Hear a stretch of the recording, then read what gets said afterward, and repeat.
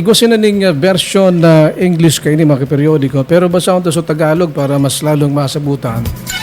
Kini pong Puso Katanduanes International, Sano Virac, Padabang Pandananon Incorporated, and Pandananon's Chat Group, no? Ini po mga guduman sa indang apilar sa lado kang lokal na gobyerno, katugod kang hidwaan sa pagultanan kang SP sa ngunang palaluigan, and of course kang provincial governor, no? Kasi kung maaraman ta sa nakalipas sa mga aldaw, lalo kang sarong taon, and ngunya na sa pag-arangkada kan 2026, talaga medyo mainit-init mga periodiko. Sa kaibong kang malipot ang panahon pero mainit-init dyan sa provincial capital. Sabi ni kagalang-galang na Patrick Alain C. Asansa, Gobernador, Lalawigan ng Catanduanes, at mga kagalang-galang na kasapi ng Sangko ng Palalawigan ng Catanduanes. Sabi ni mahal na Gobernador, Asansa at mga kagalang-galang na kasapi ng Sangko ng Palalawigan. Kayo po ay sumulat ng may lubos na paggalang sa inyong mga tanggapan at may taimtim na pag-aalala sa patuloy na hindi pagkakaunawaan sa pagitan ng pamahalang palalawigan at ng Sangko ng Palalawigan na humantong sa patuloy na pagpapatakbo ng lalawigan sa ilalim ng reenacted budget. Sa ilalim ng ating sistemang demokratiko at alinsunod sa mga prinsipyo ng lokal na pamamahala, ang eksekutibo at ang lehislatura ay may hiwalay subalit magkatuwang na sangay ng pamahalaan. Ang bawat isa ay may malinaw na kapangyarihan at tungkulin na dapat isinasagawa ng may paggalang sa isa't isa. Nagpipigil o pagpipigil sa sarili at malasakit sa integridad ng mga institusyon. Sa ganitong diwa, magalang naming hinihiling sa magkabilang panig na itigil ang mga pampublikong patutsada, sisihan at pahayag na nakakabawa sa dangal ng isang kapantay na sangay.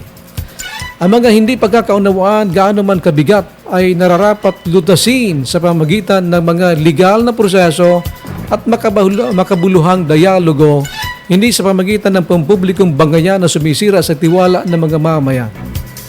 Ang gobernador bilang primus inter pares at karaniwang itunuturing na ama ng lalawigan ay may mataas na pananagutan na mamuno ng may kahinahunan, pag-iingat sa pananalita at paghilala sa institusyonal na hangganan. Ngayon din ang Sanggunang Panlalawigan bilang legislatibong katawan ng lalawigan ay may tungkuling gamitin ang kapangyarihang ito ng may pagpapasya, pagiging makatarungan at laging nakaangkla sa malawak na kapakanan ng publiko. Kinikinala at pinahahalaga namin ang mga pagsisikap ng pamahalang panlalawigan na mapabuti ang kalagayan ng mga Katandunganon, kabilang dito ang pagkipaugnayan sa mga pambansang ahensya. Ngayon pa man, ang mga ganitong hakbang ay hindi dapat magbibigay daan sa pagmamaliit o paglapastangan sa kapwa lingkod bayan. Ngayon din ang mga hindi naresolbang usapin na may kaugnayan sa mga nakaraang administrasyon ay hindi dapat maging dahilan upang isantabi ang diplomasya at maparalisa ang kasalukuyang pamamahala. Ang kasalukuyang pagkakabalam ay hindi na simpleng alitan pampolitika. Isa na itong seryosong suliranin sa pamamahala. Ang patuloy na reenacted budget ay may masamang epekto sa paghahatid ng serbisyong panlipunan, pagpaplano ng kaunlaran at paghahanda sa sakuna at mga usaping napakahalaga sa isang lalawigang taon-taon humaharap sa kalamidad. Sa ganitong kalagayan, may malinaw at agarang interes ang publiko sa mabilis sa pagresolba ng nakabimbing petisyon for declaratory relief. Ang malinaw na paggabay ng hukuman sa mga usaping legal ay makatulong upang maibalik ang maayos na ugnayan ng mga institusyon.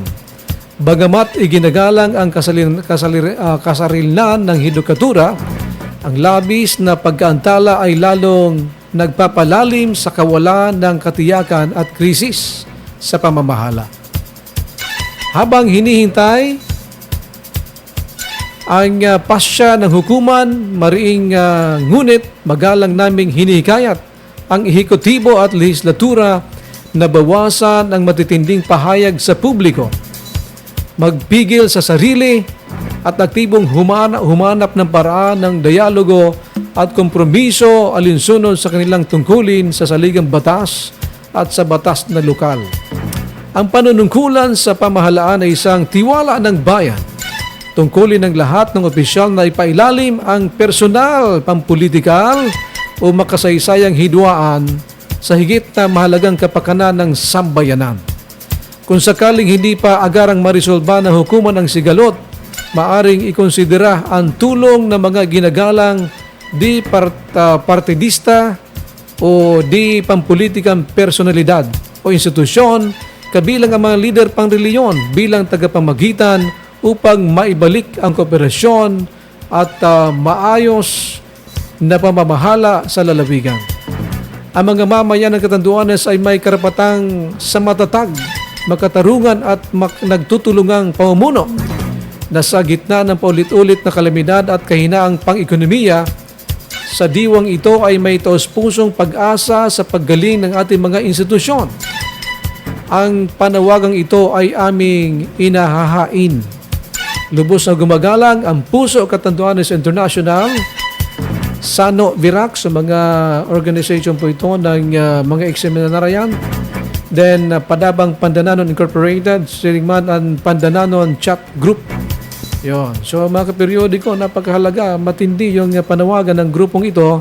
Sana mabuksan ang puso ng ating mga leaders sa provincial governor and sangkotauhan ng palalawigan na exercise and i-practice yung sobriety, humility. Kasi ang pagtanggap ng kaperiodiko ng pagkakamali ay hindi naman kinaan, kundi yan ay that is a manifestation of bravery na hindi naman tayo lahat perpekto, tayo may kanya-kanyang kahinaan. Kaya lang sabi dito, di ba, yung sabi dito ng grupo, ang gobernador ang tinatawag nating inter pares, di ba? Dapat dyan nagmumula mga kaperiodiko yung humility and bravery sa pagkaroon ng diplomacy, no? Yung diplomatic relation. Kasi kung halimbawa yung sangkotauhan ng palalawigan mainit, parehas mag-asawa. Kung isa mag-init ka pa rin, ay hindi ma-resolve ang problema. Mas maganda kahit na nakikita mo na ikaw ang tama, pero walang mali sa pagpakumbababa. Diba? Sabi naman, ang ibinababa, itataas. Sabi sa Biblia. Ito maganda itong term na ginamit ng grupo. Ang gobernador bilang primos inter pares ay karaniwang itunuturing na ama ng lalawigan, ay may mataas na pananagutan na mamuno ng may kahinahunan, pag-iingat sa pananalita at pagkilala sa institusyonal na hangganan. Sana mapakinggan ni Governor yan. Kasi marami na panawagan, marami na tayong nakausap dito sa radyo periodiko na almost the same ang panawagan: ceasefire, humility, sobriety from Bishop Oxiano, the former Congressman Cesar Sarmiento, and DLG Provincial Director June Razal, Mayor Ali Romano, and marami pang ibang mga sektor, gagaya nitong 5 sektores na ito. So almost the same ang tuno. Diba? The same songs. Parehas ang mga terminology ang ginagamit na dapat magkaisa. Iwasan yung bangayan sa social media and maging professional sa pag-treat kang kada saro. Yung treatment, di ba? Yung pagkilala, no? Kasi hindi porket gobernador ka, ikaw nang pwede may karapatan na kumbaga mangsabi kung ano. No, dapat may meets and bounds. Iwasan yung mga terminology na makasakit sa bawat isa kasi ang magiging sistema ng pamamahala, vengeance, di ba? Bingansa na mga kaperiodiko kasi nakulugan ka eh. Meron ako noon na mga kaperiodiko na kaklase, hindi ko na sasabihin pangalan, sa high school, talagang nagwala. Kasi ayaw niya makapakinig ng mura. Ano sa Bicol yung mura? Yung rant? Yung nagmumurang, yung pagmud, Bicolon tanan siya na. So gamuda, di ba aram nyo sa muda? Piga muda ka. Sabi niya, ako ngayon maray pang suntukon muna sa kaysa mudahon mo ako. Diba? Ini mga tataramo na foul sa pagdangog kan publiko and sa kada saro. Muda po ini. Rant yan eh. That is considered rant na makulog sa pagdangog kan kada saro. So iwasan tatabi yan. Tanganin na dahil magkausan ng friction na yung pang mapalala sa sitwasyon. Diba?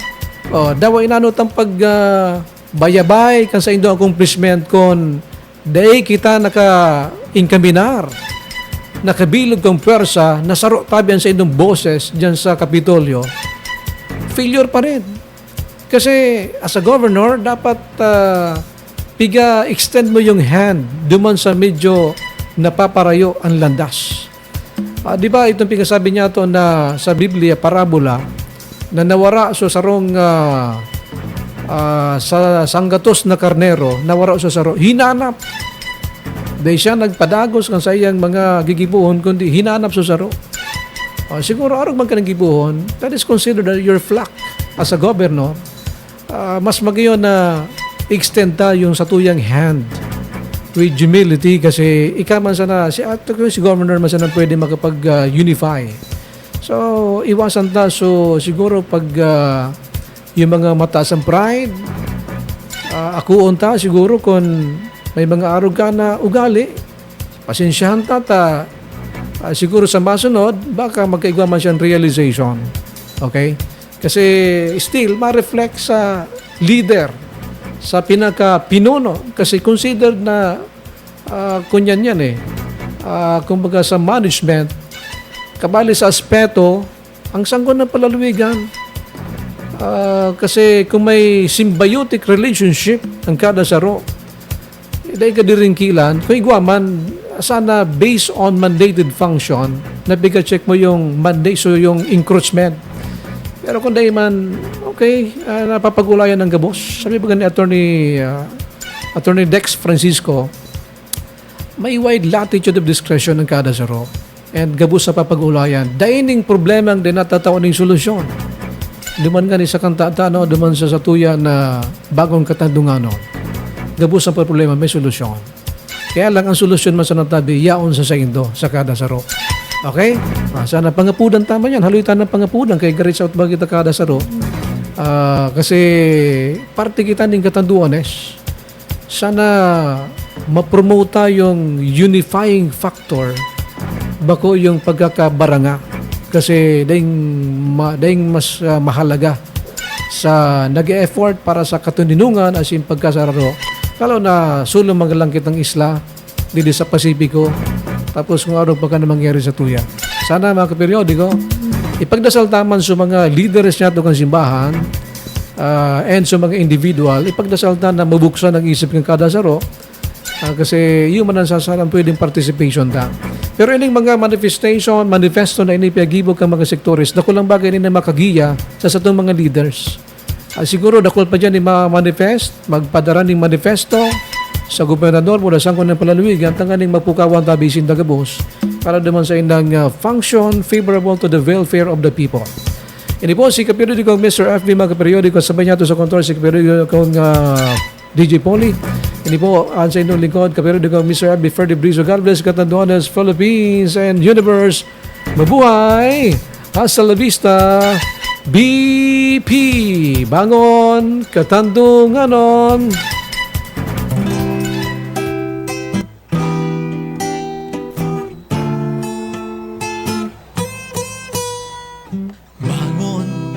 Katandunganon, ipadagos ang sa tung pagsulong. Ano mang bagyo o remalaso, baskog ang lawas da interwisyo. Ika, asinag ko, inspirasyon kang lambang Pilipino. Dapla namin na bangon pa, todo bali ang satong problema. Bangon, katandunganon, sabay-sabay kita sa pagsulong. Basta buruhay ay paglaom, Ano mang problema, ikaw ang solusyon. Bangon, katandunganon, sabay-sabay kita sa pagsulong. Basta buruhay, may paglahaong. Ano mang problema, ikaw ang solusyon.